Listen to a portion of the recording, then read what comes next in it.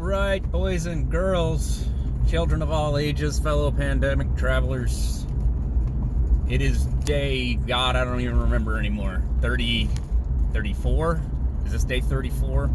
Day 50, 34, 52? Blech. Anyways, Kyle worked a different shift today. So I am downtown. Well, we're almost downtown.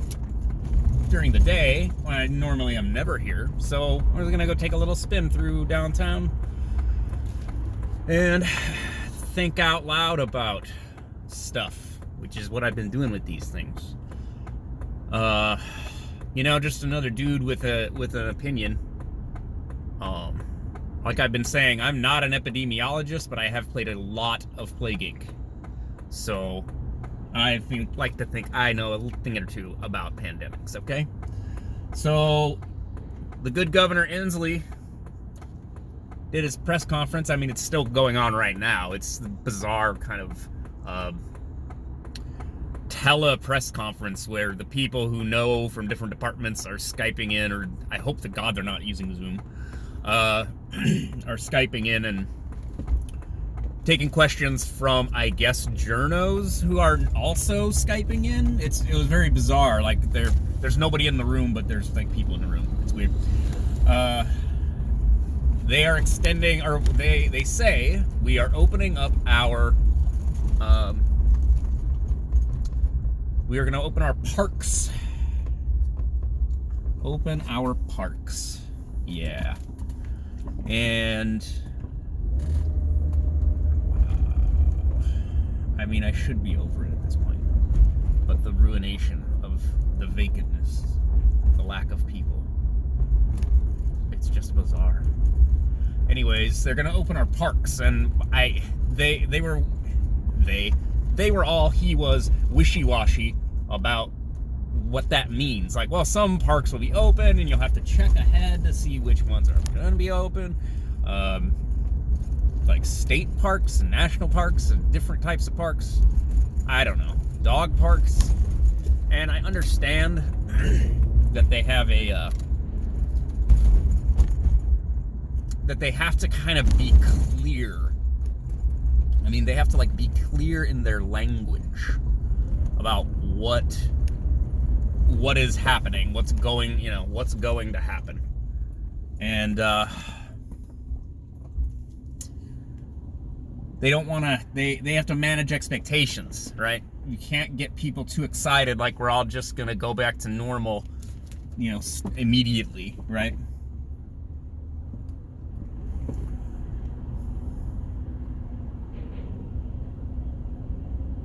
And parks, I mean, again, that's not the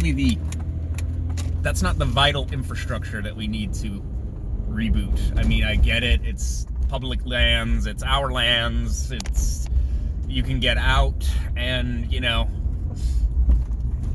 get some wellness time in the nature or in a park and chill out.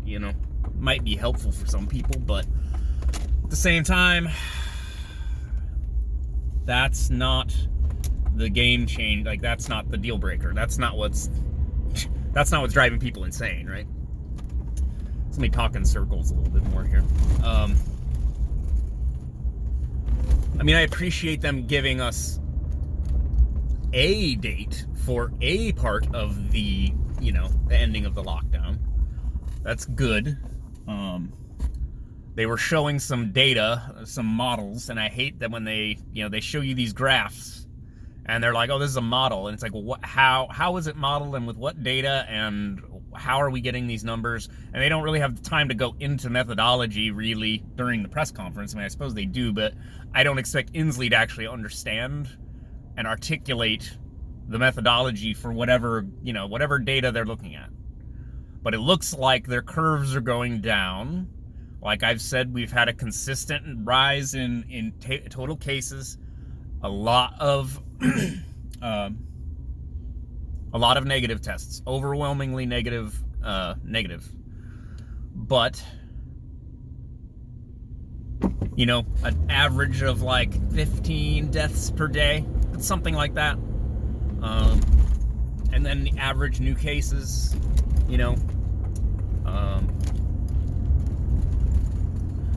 a couple of hundred a day, really. So there's this hard kind of reality of just, it's gonna keep spreading. Everybody's gonna get it. And I know I'm tired of the cliche that the cure is worse than the disease. I've heard it. People think that you want to kill grandma because you're greedy, and that's not correct. That's not what's happening here.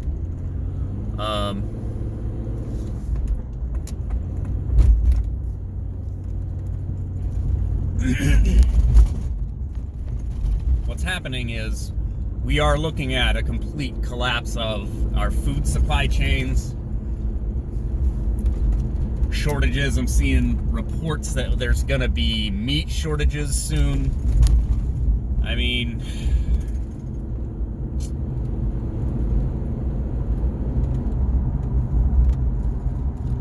we gotta reopen the economy, and I don't even like that language. Like, reopen. Like, we're not being forced closed. You got people snitching on each other. Why don't you go the speed limit, though? That would be pretty cool.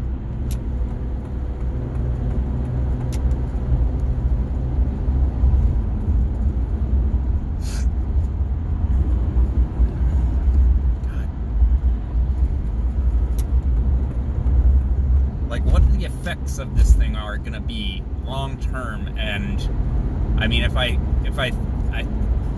was talking to my brother about this, you know, because brothers talk about the problems of the day and what we're facing. And I said that, you know, the amount of work, the amount of shit we're going to have to do to try and get this thing rebooted, it's gonna, again, I'm cautiously optimistic, but at the same time, like, we don't know what this means. We don't know what it is. Like, we don't know what's gonna happen. We don't know how to handle this, really. I think we'll have to figure it out, and really fast, but we don't know what this thing even is. We don't know what it means. Like the school closures thing, you know, just that one issue. That's the thing. Like, every layer of society, everything you think of as part of civilization is getting impacted by this thing. And if you haven't seen it yet, it's just because we haven't felt it yet. It's not really real yet. Like, the full economic damage, we don't know. And it's going to take time for all the issues to kind of propagate out through the market. And, you know, it's like, is this going to affect housing prices?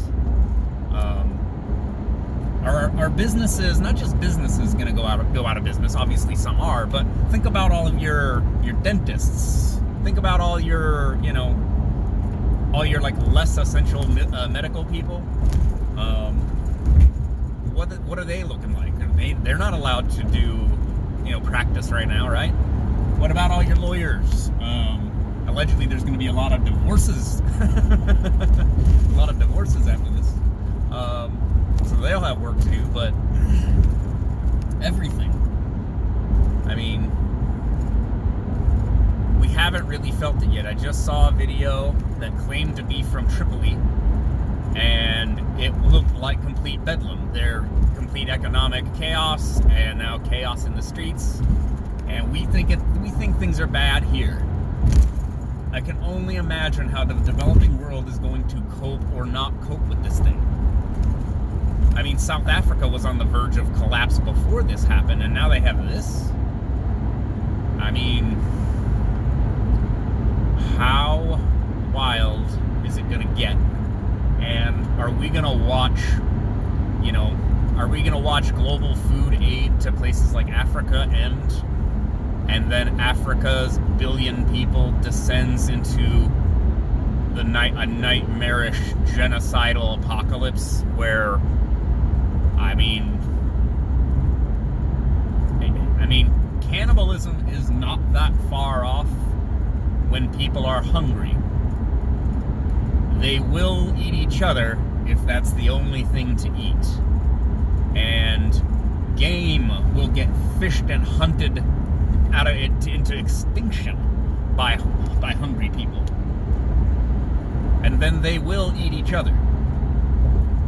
So, yeah, I appreciate Governor Inslee giving us a date on opening our parks up again, although parks are functionally still open because you can just walk into it. Stupid. But to officially lift that is a sign, I guess. I guess it's meant to give us some comfort. I can't disagree, I guess. It is a good feeling that something is happening, and Inslee did say, we are taking action on this. We're not just sitting here, so that's part of it, is it's giving everyone something to do, right? And that's fine. That's fine, but it's sort of it's like the icing on the cake, but there's no cake, I appreciate it, but if I let my darkest thoughts lead me to where I am afraid we are headed, this is like rearranging deck chairs on the Titanic. It is. It's a little garnish on a plate that's just a bone. Well, it's not even a bone. It's a bone that's had the marrow sucked out of it because there is no food. And when we start to see the actual impact, when we start to see food shortages, that's when it's going to become real to a lot of people. And that's when people who didn't prepare are really going to be freaking out. So anyways, that's my cautious optimism. I'm still cautiously optimistic, but my God, can I just be frightened all the time by this thing. I can just feel the fear. And it's not good. It's not good. But it's like if you're not scared, you're not paying attention. I don't want to be a doomer, but I don't want to be a hoaxer either. I think they're equally bad. Okay. Well, there's a rant for today. Kyle during the daytime. All right, remember, I go out so you don't have to. Bye-bye.